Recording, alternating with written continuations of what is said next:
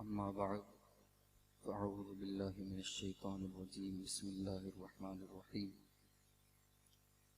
قال الله تبارك وتعالى في القرآن المجيد والفرقان الحميد ورفعنا لك ذكرك صدق الله العلي العظيم وصدق رسوله النبي الأمين المتين الكريم ونحن على ذلك لمن الشاهدين والشاكرين والحمد لله رب العالمين بندے پروردگارم امت احمد نبی دوست دار چار یارم تابع اولاد علی مذہب حنفی دارم ملت حضرت خلیل خاک پائے غوث اعظم زیر سایہ ہر ولی صدیق عکس حسن کمال محمد فاروق ذل جاہو جلال محمد عثمان ضیاء شم جمال محمد حیدر بہار باغ خصال محمد صلی اللہ تعالی علیہ وسلم۔ بڑی خوش نصیبی کی بات ہے کہ ہم میلاد النبی کا جلسہ سن رہے ہیں، اسٹیج پر جلوہ بار آل رسول جن کی آپ زیارت کر رہے ہیں، دائیں بائیں نائب رسول ہے اور سامنے عشاق رسول تشریف فرما ہے۔ اللہ تعالیٰ کہنے سننے سے زیادہ عمل کی توفیق عطا فرمائے۔ آمین۔ حضور کی آمد کا تذکرہ کرتے ہوئے علامہ اقبال کہتے ہیں کہ ہو نہ یہ پھول تو بلبل کا ترنم بھی نہ ہو، چمن دہر میں کلیوں کا تبسم بھی نہ ہو، یہ نہ ساقی ہو تو پھر میں بھی نہ ہو، خم بھی نہ ہو، بزم توحید بھی دنیا میں نہ ہو، تم بھی نہ ہو، خیمہ افلاک کا استادہ اسی نام سے ہے، نبض ہستی تپش آمادہ اسی نام سے ہے۔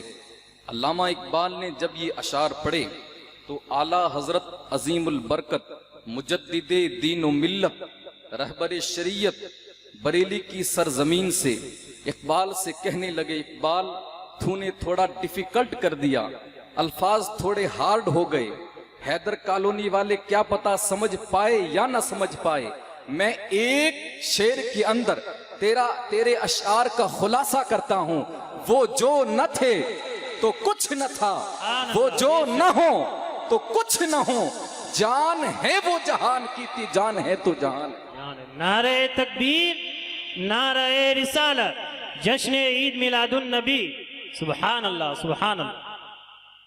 انہوں نے حضور کی شان بیان ہی کی تھی کہ پاکستان سے پیر نصیر الدین نصیر گولڑا شریف والے وہ فرمانے لگے کہ میں بھی کچھ حضور کی شان کے اندر لب کشائی کروں اور اپنے ہونٹوں کو حرکت دے کر کے برکت حاصل کروں۔ وہ کہنے لگے راستے صاف بتاتے ہیں کہ آپ آتے ہیں، ارے راستے صاف بتاتے ہیں کہ آپ آتے ہیں، ہم تو محفل کو سجاتے ہیں کہ آپ آتے ہیں، ہم تو محفل کو سجاتے ہیں کہ آپ آتے ہیں۔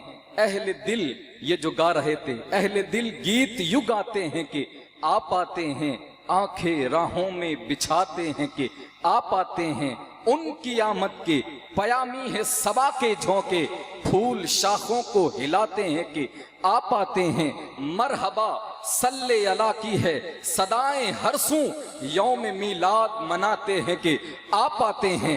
مکہ میں پیر نصیر الدین نصیر گولڑا شریف والے کہنے لگے، جب آسمان کی طرف دیکھا، آپ کو معلوم ہونا چاہیے جب حضور کی آمد ہوئی تو مشرق کے جانور مغرب کی طرف اور مغرب کے مشرق کی طرف ایک دوسرے کو مبارکباد دینے کے لیے دوڑے۔ کہا کیا ہوا؟ کہا ہوا کیا ہے؟ حضور تشریف لے کر کے آ گئے ہیں۔ تو یہی عکاسی پیر نصیر الدین نصیر گولڑا شریف والوں نے کی، جب آسمان کے اوپر دیکھا کہ چاند تارے ایک دوسرے کو مبارکباد دیتے ہیں تو کہا چاند تاروں میں نصیر آج بڑی ہلچل ہے، چاند تاروں میں نصیر آج بڑی ہلچل ہے، ہم کو آثار بتاتے ہیں کہ آپ آتے ہیں، ہم کو آثار بتاتے ہیں کہ آپ آتے ہیں درود پاک کا نذرانہ پیش کریں. اللہم صلی اللہم صلی علی سیدنا شفیعنا حبیبنا مولانا مولانا محمد محمد بارک بارک وسلم. وسلم الصلاۃ والسلام علیک یا رسول اللہ. سید صاحب تشریف فرما ہے. وقت بھی بہت زیادہ ہو چکا ہے تو کچھ باتیں عرض کر کے اپنی جگہ لیتا ہوں. اللہ تبارک و تعالیٰ نے قرآن مجید میں ارشاد فرمایا وَرَفَعْنَا لَكَ ذِكْرَكَ. جب حضور علیہ السلام کے صاحبزادوں کا وصال ہو گیا تو کفار مکہ عجیب غریب الزام تراشی کرنے لگے. کہا اب تو محمد کا کوئی نہیں ہے معاذ اللہ. اب کون اس کا چرچا کرے گا, کون اس کو یاد کرے گا. تو جب یہ تانے دینے لگے اور الزام تراشی کرنے لگے پیارے حبیب کی شان کے اندر, تو رب کی رحمت کو یہ گوارا نہ ہوا. اور یہ تو ایک دنیوی بات ہے کہ کسی کا چرچا اس کا باپ کرتا ہے, کسی کا چرچا اس کے دوست کرتے ہیں, کسی کا چرچا افسر کرتا ہے, کسی کا چرچا کوئی نیتا کرتا ہے, کسی کے چرچے محلے والے کرتے ہیں.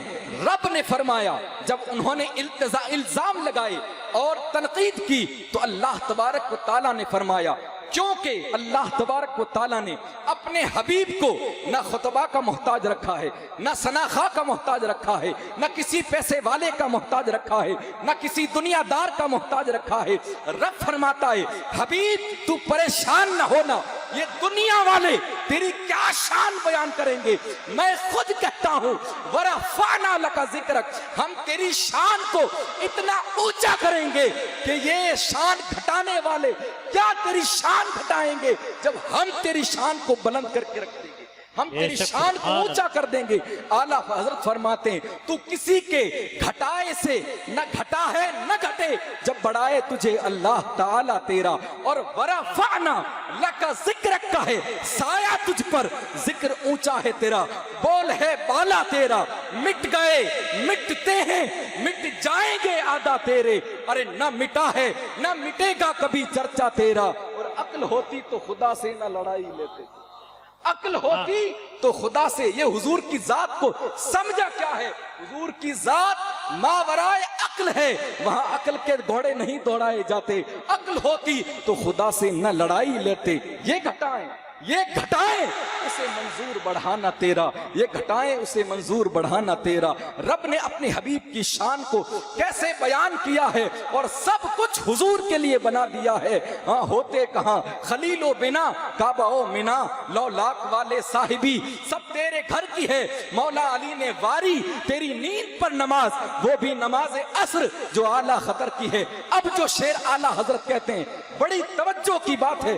علماء کرام سید صاحب کا صدقہ لے کر کے یہ شعر پڑھ رہا ہوں. اعلیٰ حضرت کیا فرماتے ہیں,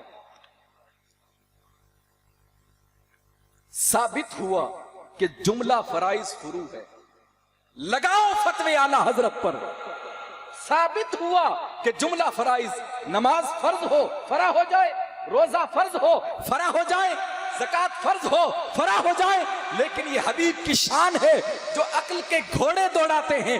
وہ ذرا آؤ, اگر تمہیں قرآن سمجھ نہیں آتا وہ عربی کے اندر ہے, تمہیں حدیث سمجھ نہیں آتی وہ عربی کے اندر ہے, تمہیں کچھ نہیں سمجھ آتا تو آؤ نور المشائخ سید نور میاں کے قدموں کے اندر بیٹھ, تجھے وہاں سے عشق رسول کا ایسا جام ملے گا کہ تیری بدبودار نسلیں بھی خوشبودار ہو جائیں. بے شک سبحان اللہ سبحان اللہ, بہت خوب سبحان اللہ. بدبودار نسلیں بھی خوشبو. ان سیدوں کے قدموں سے حضور کی عظمت اور محبت کو حاصل کرو.